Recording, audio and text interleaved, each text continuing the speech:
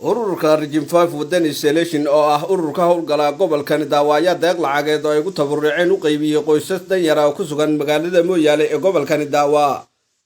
haddaba olahan gargaarka ay wada ururkan gargaarka agoomaha ayaa ah mid lacag tabarucaad gaarsiiyay qoysaska agoomaha danyarta ee degan guud ahaan degmooyinka gobolka Daawa uu ka kooban yahay isla markaasina qoyskiiba gaarsiiya min 1500 bir. afayeenka ururka Region 5 wadani selection mudane Maxamed Nuur Cabdilaahi iyo sidoo kale gudoomiye ku-xigeenka ururka samafalka mudane Maxamed Cabdi oo warbaahinta SRTV ugu horamay xaaladda guud ee ururkan ayaa sheegay in toddobaadka soo socda ay gargaar degdeg ah gaarsiin doonaan 100 qoys oo agoomaha ku sugan galbeedka gobolka City ee dawladda deegaanka Soomaalida isla markaasina guud ahaan ay deegaanka ka hawlgali doonaan mustaqbalka dambe. agoontaani 4 sano ayaan gacanta ku haynaa halkan ayaan soo gaarsinay balse maanta waxaan doonaynaa hadduu Ilaahay yiraahdo inaan tallaabo kale sii qaadno oo micnaha horumar kale aan tiigsanno ay ka mid tahay 3 dabaq boodin ah oo insha Allah taala kaartadeedna aad arki doontaan ay soo gaari doonto hooy waxbarasho inaan Mooyaal uga dhisno agoonta oo dhismihii uu bilowday foundationkii uu bilowday taana waxaan rabnaa mas'uuliyiinteena sare ee heer kilil sidoo kale heer gobol sidoo kale heer degmo sidoo kale heer qabale dhammaan shacabkeena sharafta mudan culamaa diinka ururka haweenka dhalinyarada qaybaha bulshada kala duwan dhammaan waxaan ka doonaynaa inay na caawiyaan ee boodinkaasi ay nala dhisaan insha Allah taala waxa kale qorshe inooga jira hadduu Ilaahay yiraahdo inaan xaqiijino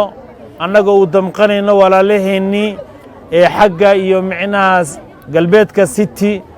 dhibaatooyin iyo micnaha colaadii ay ku socoto inaan ka qayb qaadanno agoontaasi aan caawinno gobolka Daawa muddo 4 sano ayaan gacanta ku haynaa balse hadda waxaan doonaynaa inaanu gudubno gobolka City waxaanu gudbi rabnaa hadduu Ilaahay yiraahdo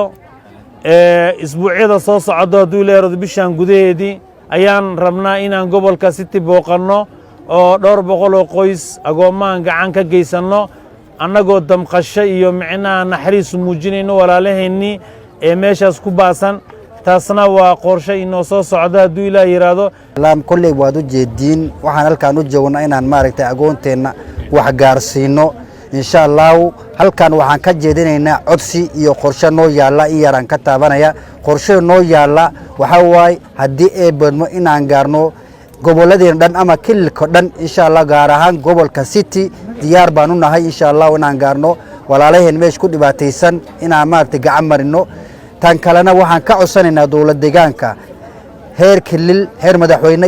ilaa wasiiriintiis iyo goboladaba waxaan ka codsanaynaa halkaan waxaan ka dhisi rabnaa madrasada ama hoyga agoonta insha Allah taala inay ka gacan naga siiyaan nagargaaraan naga bristaaba insha Allah isku soo wada duuba ugu dambeyn ururkan ayaa ah mid si iskiya isu abaabulay isla markaasina samafala ah kaasi oo ka howlgala guud ahaan 4 degme uu ka kooban yahay gobolkan Daawa halka guud ahaan deegaanka Soomaalida uu ku baahi doono mustaqbalka dhow. Bashiir Cabbaas Cali warbaahinta deegaanka Soomaalida SRTV xarunta degmada Mooyaale ee gobolka Daawa.